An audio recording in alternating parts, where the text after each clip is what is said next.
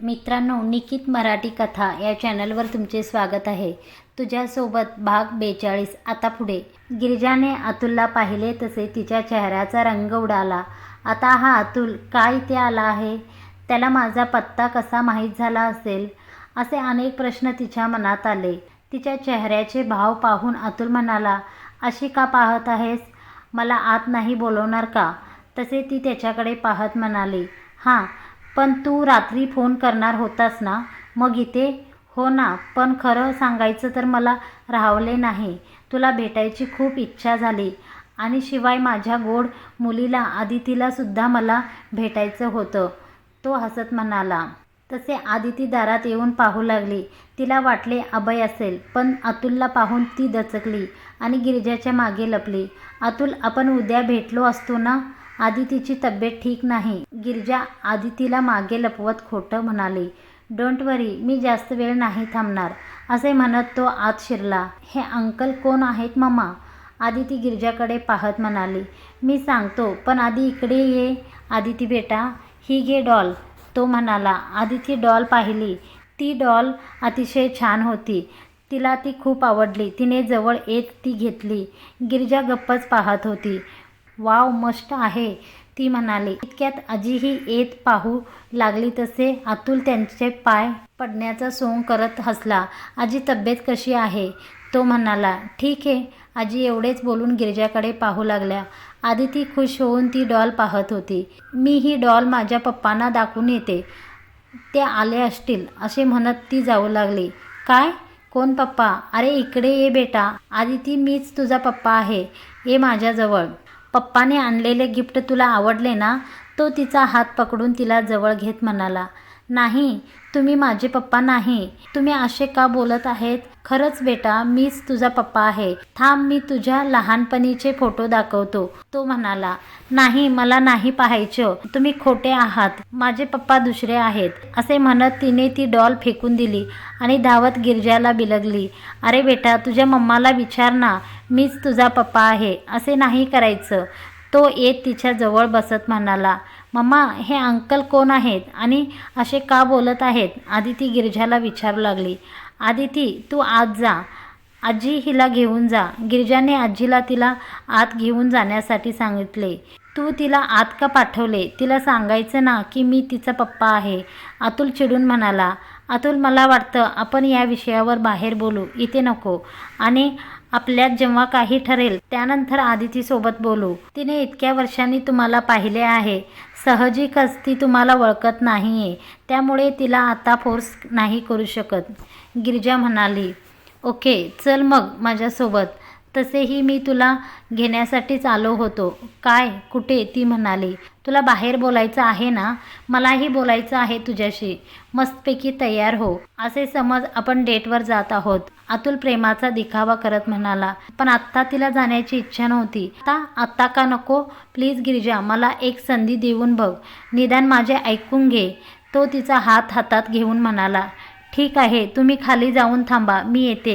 गिरिजा नाईलाजाने जाण्यासाठी तयार झाली, कारण ती गेली नसती तर त्यांनी तिथेच थांबून तिचं आणि सोबत आदितीचंही डोकं खाल्ले असते. ती तयार होऊन खाली गेली. ती पार्किंगमध्ये उभी होती की अभयही तेवढ्यात बाईक घेऊन आला. त्यांनी तिला पाहिले. तिने ब्लॅक कलरची साडी नेसली होती. सिंपलसा मेकअप होता, पण तरीही छान दिसत होती. ही इतकी नटून कुठे जात आहे? अभय मनाशीच म्हणाला. तो आलेला पाहून ती नजर चोरू लागली.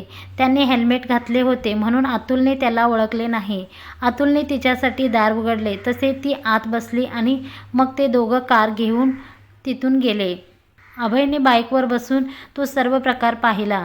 गिरिजा अतुलसोबत कुठे निघाले आहे? हेल्मेट काढून त्याने त्यावर हात आपटले. मूर्ख, काय गरज आहे हिला त्याच्यासोबत जायची? मी तिचा इतका विचार करत आहे, पण तिला माझे काहीच ऐकूनच घ्यायचे नसते. त्याचं मन शांत होईना म्हणून त्याने त्याची कार घेतली आणि त्या दोघांना फॉलो करू लागला. ते दोघं एका 5 स्टार रेस्टॉरंटमध्ये गेले. तिथे उतरल्यावर अतुलने तिचा हात हातात घेतला. तिला आत घेऊन गेला. तिथे आज एक मोठी कपल पार्टी होती. फक्त कपल अलाउड होते.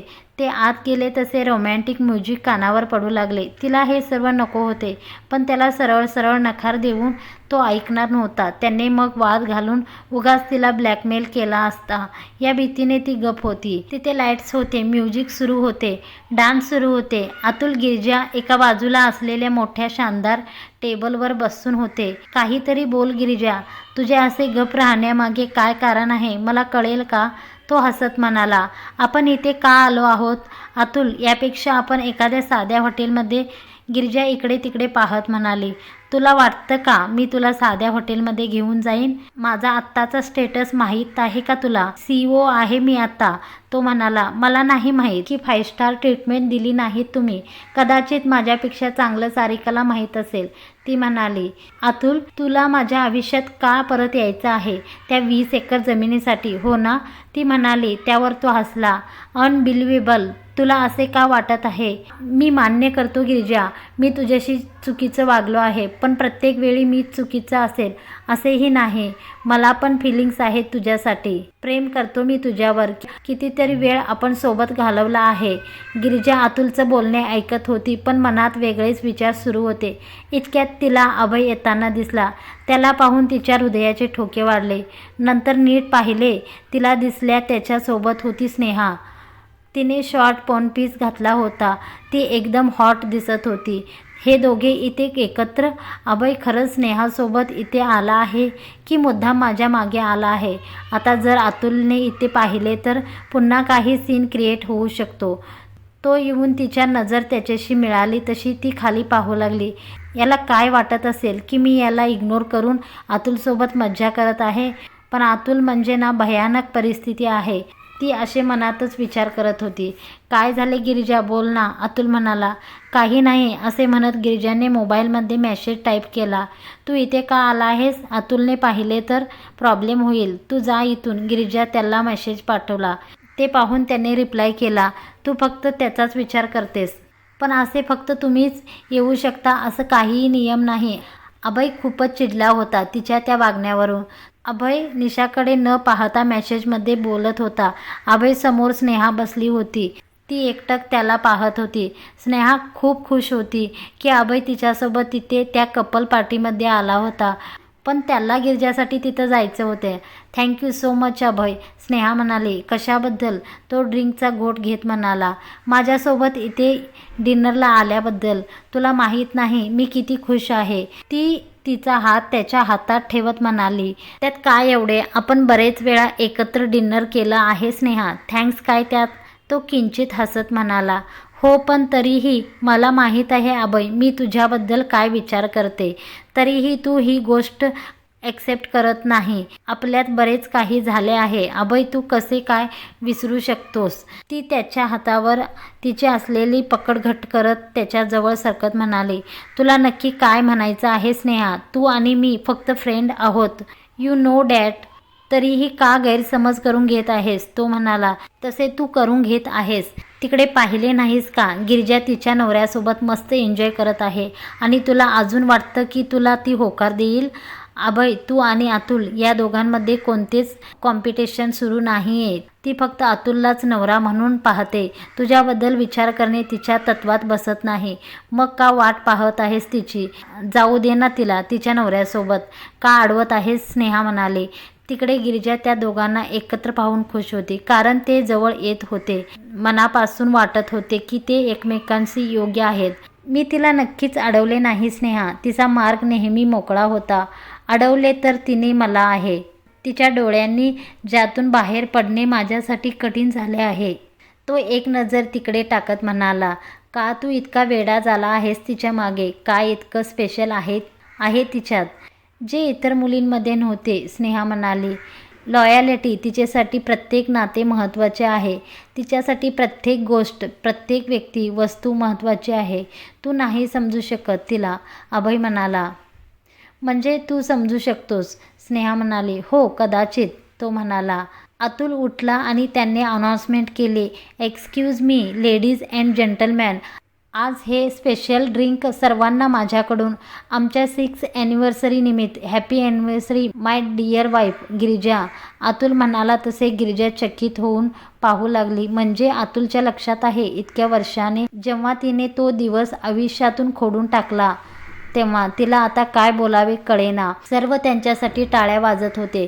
तिने अभयकडे पाहिले, तो पण तिच्याकडे पाहत टाळ्या वाजत होता. त्याची नजर तिच्या काळजात घाव करत होती.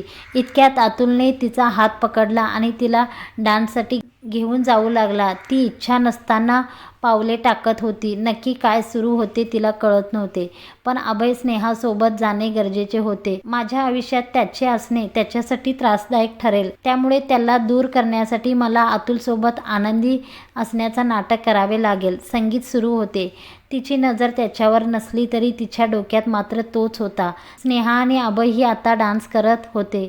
इतक्यात पार्टनर बदलू लागले. गिरिजा गोल फिरत बाजूच्या व्यक्तीजवळ गेली तेव्हा तिला समजले की तो अभय होता. टूटे दिल को जोड़े कैसे, ए बताए जाओ, जिंदा रहने के लिए बस हमको एक वजह दे जाओ, यूं ना फिरो हमसे, आंखें तो मिलाते जाओ, कोई वादा कर जाओ, कोई दुआ दे जाओ. ते दोघेही एकमेकांच्या डोळ्यात पाहत डान्स करत होते. मेरे लिए थोड़ी सी दिल में जगह रखना, खुशी तुम्हारी है जब इसी में तो हम भी आंसू वजह पूछेगा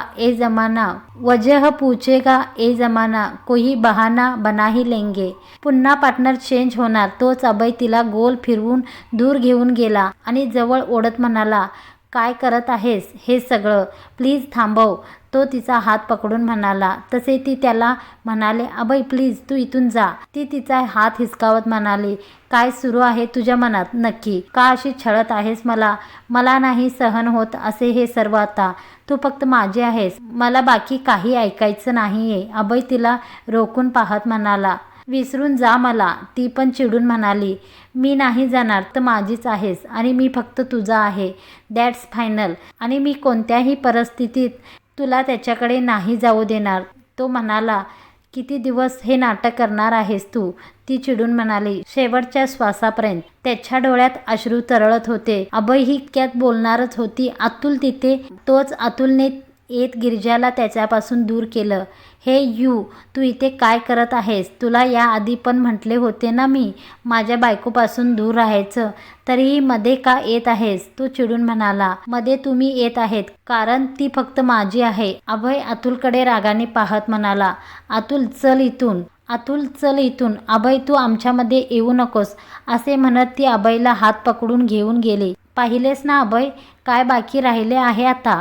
स्नेहा अभयला पकडून घेऊन जाऊ लागली तसे स्नेहाने डोक्याला हात मारला आणि ती पण त्याच्या मागे निघून गेली. एकीकडे अतुलने गिरजाला हॉटेलच्या वरच्या बाजूला असलेल्या एका रूमजवळ आणले. तुझ्यासाठी एक सरप्राईज आहे, अतुल म्हणाला. असे म्हणत त्याने दार उघडले. ते आत गेल्यावर तिने पाहिले तर संपूर्ण रूम लाल फुग्यांनी आणि फुलांनी सजवली होती. गिरिजाला ते सर्व पाहून धक्काच बसला. त्या दोघांचे फाईट होऊ नये म्हणून ती अतुलसोबत इथवर आली होती खरी, पण आता तिला त्याचा उद्देश कळत होता. मला वाटतं अतुल मला आता निघायला हवे. मला जे सांगायचे होते मी ते सांगितले. गिरिजा म्हणाली, नाही गिरिजा प्लीज थांब. हे पाहिले नाहीस का? हे सर्व तुझ्यासाठी आहे. मला तुला काहीतरी द्यायचं आहे, अतुल म्हणाला आणि त्याने त्याच्या कोटमधून एक आर्टिफिशियल गुलाब काढला. Girija I love you and happy anniversary. तो गुलाब उघडून त्याने डायमंड रिंग तिच्या समोर धरत म्हटले, हे सगळं काय आहे अतुल? आता हे शक्य नाही, मला हे सर्व नको आहे. गिरिजा शांतपणे म्हणाली, मग काय हवं आहे तुला गिरिजा? अतुल ती रिंग खाली आपटत म्हणाला, अतुल मी म्हटले ना तुला, तू सारिकासोबत लग्न कर. मला इथून पुढे फक्त एकटीलाच राहायचं आहे. गिरिजा दूर होत म्हणाली, हो का? म्हणजे तुझ्या त्या मजनूसोबत गुलछडे उडवण्यासाठी मोकळी होशील हो ना? एवढा वेळ धरून ठेवलेला राग शेवटी त्याच्या ओठांवर आलाच. मला तुला काही स्पष्टीकरण द्यायचं नाही, मी जाते. ती जाऊ लागली तसे त्यांनी तिचा हात पकडून तिला बाजू केला आणि दार लावून टाकले. अतुल दार उघड. ती दार उघडू लागली पण त्याने तिला वळवत तिच्या दंडाला धरून तिला आणून बेडवर लोटले. हे सगळं मला खुश करण्यासाठी केलं होतं की त्रास देण्यासाठी? प्लीज अतुल, मला सुखाने जगू दे. मला माहीत आहे तू माझ्यावर कधीच प्रेम केलं नाहीस. आजही तुझं माझ्या कारण काहीतरी वेगळंच आहे. गिरिजा म्हणाली, अगं हे का म्हणत आहेस? तुझं सुख कशात आहे हे मला लक्षात आले आहे. त्यासाठी त्या मुलाच्या मागे लागण्याची गरज नाही. मी देतो तुला जे हवे आहे ते. तो त्याचा कोट काढून फेकत म्हणाला, तू अजूनही तसाच आहेस अतुल, उलट विचार करणारा. तू तेव्हाही माझ्या मनाचा विचार करत नव्हतास, आजही नाही. मी उगाच तुझ्या मनाचा विचार करून इथपर्यंत आली. तू कधी बदलू शकत नाही अतुल. ती जाऊ लागली पण त्यांनी तिला पकडून मिठीत ओढले. हो का? माझ्याने तुझं मन भरले नाही तर माझ्या 4-5 मित्रांनाही बोलवतो, चालेल ना? गिरिजा, तो तिच्या जवळ येत तिची हनवटी पकडत म्हणाला, तू काय बडबडत आहेस कळत आहे ना तुला अतुल? मी तुझी बायको आहे. एवढे पण नीच नाही बोलू शकत तू माझ्याशी. ती पूर्ण ताकद लावून त्याला दूर लोटू लागली. तो जबरदस्ती तिला किस करणार की तिने ही जोरदार त्याच्या कानाखाली लावून दिली. वाट, तू माझ्यावर हात उगारला, लायकी तरी आहे का तुझी? त्यानेही पुन्हा लगेच तिच्या कानाखाली जोरदार मारली. ती खाली पडली तसे त्याने जाऊन तिचे केस मागून ओढले आणि तिला उभी केला. आ, गिरिजा ओरडली. एक नोकरी काय मिळाली म्हणून स्वतःला काय समजतेस ग?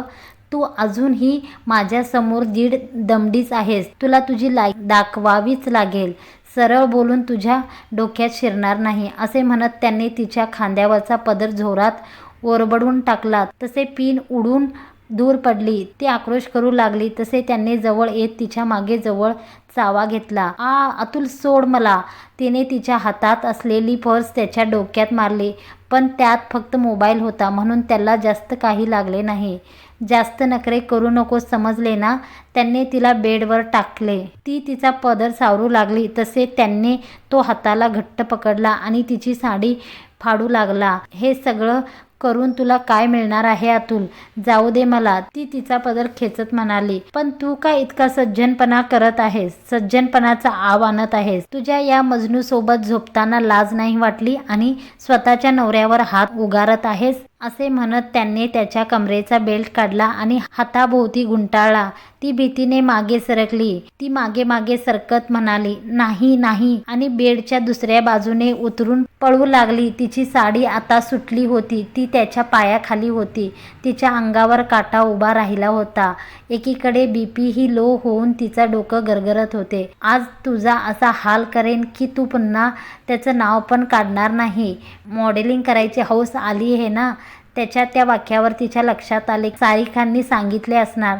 कशी करतेस ते बघतो. मी नाही तुझं तोंड वाकडे केलं तर नाव नाही लावणार, असे म्हणत त्याने जोरात तिच्या अंगावर बेल्ट उगारला पण तो तिच्या अंगावर येण्याआधीच वरच्यावर हवेत कुणीतरी धरला. त्यांनी पाहिले तर तो अभय होता. तू इथे? अतुल म्हणाला. तिचं तोंड वाकडे करण्याआधी तुझं सरळ राहते का ते बघ, असे म्हणत अभयने त्याच्या हातातून ती बेल्ट खेचला आणि त्याच्या तोंडावर एक तगडा पंच केला. तसे तो मागे, तुझी इतकी हिंमत, तू इथे कसा आलास? मध्ये पडू नकोस, नाही तर पोलिसात देईन. तसेच तो पुन्हा उठून उभा राहत त्याच्यावर धावून आला. अभयने तसेच त्याच्या पोटात एक लाथ मारली. तसे तो पुन्हा खाली आडवा झाला आणि आऊ करत लागला. उठ, इतक्या लवकर कोण थकते यार, थोडं तरी जोर लाव, असे म्हणत अभयने त्याचा तो बेल्ट उचलून त्याच्या बेल्टने सटका त्याच्या अंगावर ओढला. अतुल वरडला. जोरात लागले का? थांब, हळूच मारतो, असे म्हणत त्याने अजून जोरात एक सपाटा मारला. अतुल बेल्ट काढून पाहत होता पण अभय त्याला लातेने उडवत पुन्हा बेल्टने फटकावत होता. गिरिजाने यावेळी अभयला अडवलेले नाही कारण वेळच तशी होती. अरे उठ तू, असा लोळत राहिलास तुला मारायला मज्जा कशी येईल मला? तुझ्यात आणि जुरळ मारण्यात काय फरक राहील? अभय त्याच्या कॉलरला पकडून त्याला उभे करत म्हणाला. ए हलकट, ही माझी बायको आहे, मग तुझा काय संबंध आहे मध्ये पडायचा? आम्ही दोघे बघून घेऊ, तू जा इथून, अतुल त्याला म्हणाला. होती, आता नाही, आणि तुला मागच्या वेळी सोडले होते, आता नाही सोडणार, असे म्हणत त्यांनी पुन्हा अतुलच्या तोंडावर फाईट मारली. अतुल खाली कोसळला पण त्यांनी गपचूप खिशातून चाकू बाहेर काढला. हे बघ, जास्त हात चालवले ना तर कापून टाकेन, अतुल चाकू दाखवत म्हणाला. तो चाकू पाहत अभय हसला. याच्याने लहान मुले घाबरत असतील, मी नाही असे म्हणत त्याने त्याच्या खिशातून गन काढत त्याच्या कपाळावर. अतुल ती गन पाहून घाबरला आणि जीव मुठीत घेऊन तिथून पळून गेला. तुला नंतर बघून घेईन असे म्हणत तो गेला. अभयने गिरिजाकडे पाहिले. ती घाबरून एक कोपऱ्यात बसली होती. तो तिच्याजवळ गेला. गिरिजा, तू ठीक आहेस ना? त्यांनी हळूच तिच्या खांद्यावर हात ठेवून म्हटले. तिने नकारार्थी मान हलवली. त्यांनी तिच्या चेहऱ्याकडे पाहिले. तसे केस अस्तव्यस्त झाले होते. अंगावर साडी नव्हती. मानेतून आणि कपाळातून रक्त येत होते. डोळ्यातून असावे वाहत होते. ती त्याला पाहून कसेबसे अंग झाकू लागली. त्याने त्याचा सूट काढून हळूच तिच्या अंगावर ठेवला. गिरिजा, प्लीज शांत हो, तो तिला धीर देत म्हणाला. आणि तिथे खाली पडलेली साडी त्यांनी गोळा करून आणली. गिरिजा, ही साडी घे, नेस. मी बाहेर थांबतो, मग आपण घरी जाऊ. त्याने ती तिच्या पुढे धरली. तिने त्या साडीकडे पाहिले, मग त्याच्याकडे. तो दूर पाहत होता. ती साडी घेत नव्हती, त्यामुळे तिच्याकडे पाहिले. काय झाले गिरिजा? तसे तिने त्याला जवळ बोलवले. तो जवळ बसला. तसे तिने त्याला घट्ट मिठी मारली आणि रडू लागली. प्लीज, मला कधीच सोडून जाऊ नकोस. मला कायम तुझ्या सोबत राहायचं आहे, शेवटच्या श्वासापर्यंत, ती रडत रडत म्हणाली. तो पण सुखावला. तो पाठमोरा उभा होता. ती साडी नेसत होती. साडी पदराजवळ फाडली होती. ती कशीबशी तिने ॲडजस्ट केली आणि त्यावर अभयने दिलेले जॅकेट चढवले. केस नीट करून तिने त्याला आवाज दिला. अभय, ती म्हणाली. निघायचं का? त्याने विचारले. ते दोघे तिथून बाहेर अभयच्या कारमध्ये होते. तिकडून येताना दोघेही शांत होते. तो ड्राईव्ह करत एक नजर तिच्यावर ठेवून होता. ती गप बाहेर पाहत होती. तिचा त्रास पाहून त्यालाही त्रास होत होता. मध्येच गाडी एका ठिकाणी वळली. तसे गिरिजा म्हणाली. कुठे जात आहोत आपण? गिरिजाने विचारले. हॉस्पिटल, तो म्हणाला. नाही, नको, गिरिजा म्हणाली. पण त्यांनी गाडी हॉस्पिटलजवळ पार्क केली. लेडी डॉक्टर होती. तिने तिला पट्टी केली. बीपी चेक करून काही मेडिसिन लिहून दिले. अभय त्या मेडिसिन घेऊन आला. गिरिजा एकटक फक्त त्यालाच पाहत होती. तिला जणू त्याला नजरेत समजावून घ्यायचे होते. त्यांनी तिला घराजवळ सोडले आणि तो निघून गेला. ती आली तेव्हा आदिती झोपलेली होती. आजी तिची वाट पाहत होती. काय झाले गिरिजा, तू ठीक आहेस ना? आजी. गिरिजाचा चेहरा उतरला होता. आजीने तिला बसवले. अतुलने काही केलं नाही ना? आजी म्हणाली. त्यावर गिरिजाने सर्व हकीकत सांगितली. आजीचा राग अनावर झाला होता, पण अभयचे तिला कौतुक वाटले. मित्रांनो, आजचा भाग तुम्हाला कसा वाटला जरूर कमेंट करून आम्हाला कळवा. व्हिडिओसाठी जरूर एक लाईक करू शकता, जरूर करा. तुम्हाला कथा मालिका आवडत असेल तर आमच्या निकित मराठी कथा या चॅनलला सबस्क्राईब करून घ्या आणि समोरचे बेल आयकॉन प्रेस करून ऑलवर सिलेक्ट करा. म्हणजेच आपण व्हिडिओ अपलोड केल्यानंतर तुम्हाला जरूर माहिती मिळेल आणि तुम्ही तो व्हिडिओ रोज पाहू शकता. धन्यवाद मंडळी.